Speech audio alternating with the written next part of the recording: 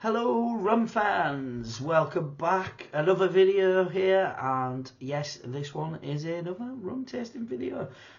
I'm your rambling rum spurt. This is obviously where we taste the rum, and usually when myself or mum and dad go abroad, they usually try and pick up a nice cheap rum on their travels for me. They've been away recently and yeah, unable to pick up a decent one at the airport on the way back because it was just Captain Morgan's and Kraken, Bacardi, your rubbish standard stuff that everywhere stocks. So they didn't want to pick me up that, so my dad decided to pick me up a bottle online instead, I believe, and this is what picked me up.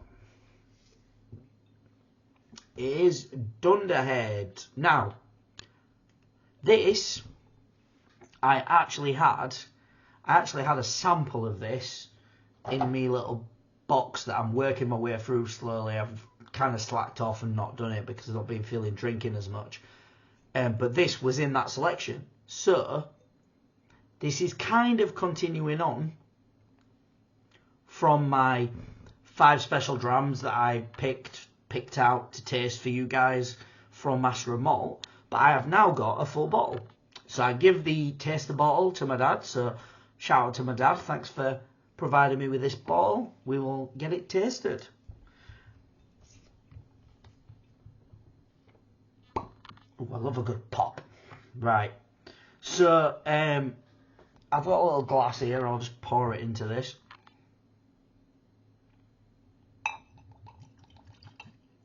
I don't want to put too much in because I can always put some more in later. Oh, so Dunderhead. Let's have a smell at it.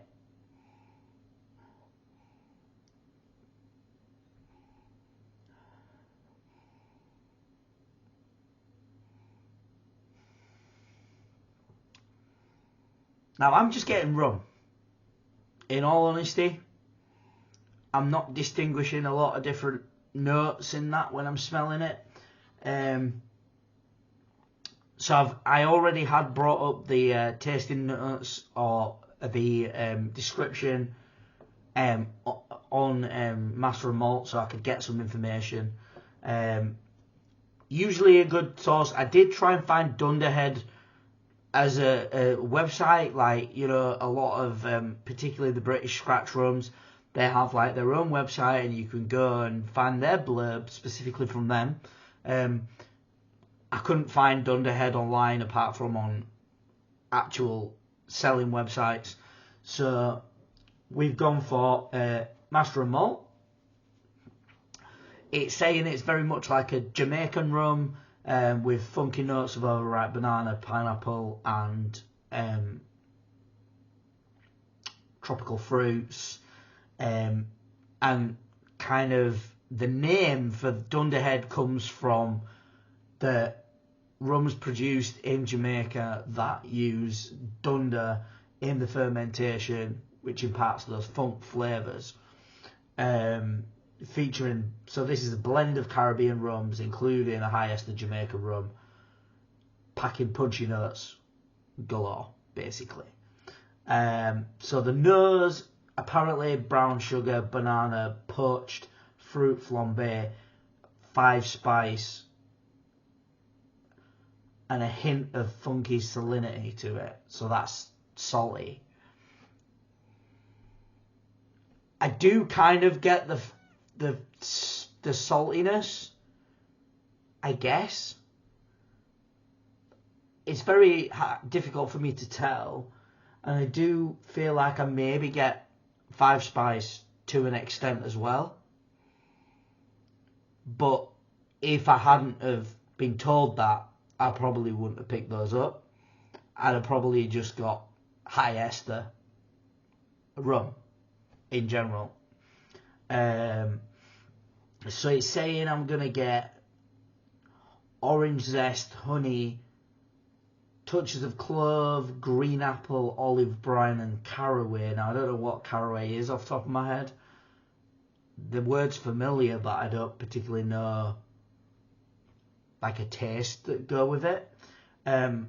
Finish of toffee, cassia, molasses, a well-integrated grassy funk. With overall a big funky rum that still manages to maintain approachable smoothness. I'm expecting that last bit to be true. Out of all of that, that's the thing I'm most expecting, along with maybe expecting to get the molasses and grassy funk. So let's have a go. Give it a taste.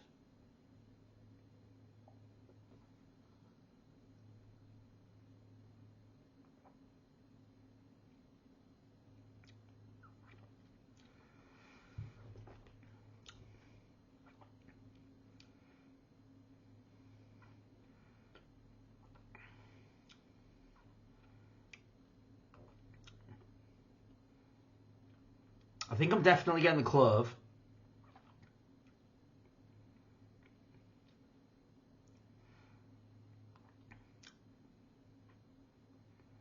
Possibly the honey and the orange zest, but I am stretching myself there.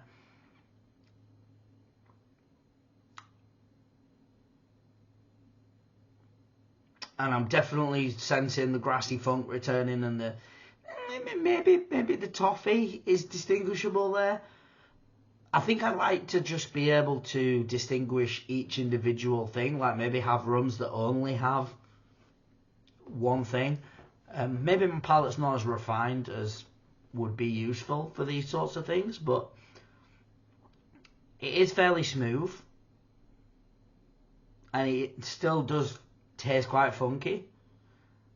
Because like if I was to get some of the Jamaican rum in my collection, it would be heavy on the funk, and it would be harder to stomach than that, harder to enjoy than that. I mean, like for me, I do prefer rums that are smooth. I don't necessarily need them to be purely smooth, like, or overly sweet now, but I used to favour sweeter rums, and I still think I do to some extent, but I can drink a variety now. So yeah, I'm gonna say the notes are pretty close to what I'm experiencing, but I'm not really getting much in terms of tropical fruit, particularly like banana and poached fruit. I'm not really getting those, but I'm not one for tasting poached fruit on a regular basis, so maybe that kind of is a bit of a flaw in that tasting note. Nothing, and I'm going to say it again, nothing for me with this rum stands out to make it a rum that I would go back to on a regular basis, but it's not intrusive or a problem. It's not a rum that I would think I couldn't drink on a regular basis with a mixer or without a mixer, with maybe some ice, or, you know, it's not necessarily a rum I would particularly go for, but it's not a rum that I would be unhappy drinking. It's like a decent rum. It's kind of like if you want a Jamaican funky rum, like it says on the notes, it's not offensive, it's not harsh, it's smoothish, and I could drink it as and when, with mixer, without. It is, I do get the sense it's high ester, but I also, like I said, it still seems smooth, so not too bad. I'm trying to think of a rough score. I'd probably say about a 6.5. It's not like for the price, again, £26, yeah, happy days. For the price, it's probably like a 7, maybe a 7.5 for the price. in general, just as a rating, I would probably say it's more like a 6 or a 6.5. But for the price, it's pretty decent, because it does seem like fairly decent rum. So yeah, if you've tried it, let me know in the comments what you thought. If you haven't and you want to give it a go, again, feel free to come back and let me know what you thought. Hopefully I helped you out with this one. I personally think you can't go wrong trying rums like this. If you normally drink Kraken, Captain Morgan's, Sailor Jerry's, stuff like that, if you drink those sorts of rums, this is a little bit pricier than some of those rums, in the same range. You're trying something different. You might find something that you like that's a little bit different to what everybody else is drinking.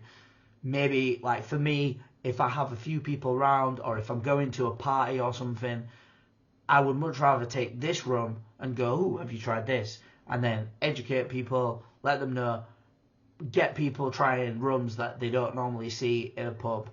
Yes, it's nice being able to try the rums that you do see in a pub, so when you're in a pub you can ask for that rum, but I often think that rums should be more featured in bars. Like, they should have a variety. They shouldn't just be featuring Captain Morgan's, which in essence isn't really a rum. Kraken, again, it's Kraken.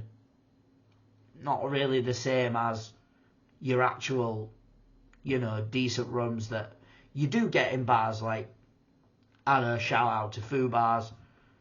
They have like over 100 rums on their bar that you can try. If you're in Blackpool and you haven't been, you need to go. It's a really nice bar. I think it's down the North Prom, but yeah, in my hometown, I know there's a bar called Showtime. They have a better selection of rums than most places in Huddersfield. Hate to say it, because it's not my regular bar that I go to, but I have been in recently, and they had a few that I've not seen in any other bar, and I really appreciate that. So shout out to Showtime if you're in my hometown of Huddersfield.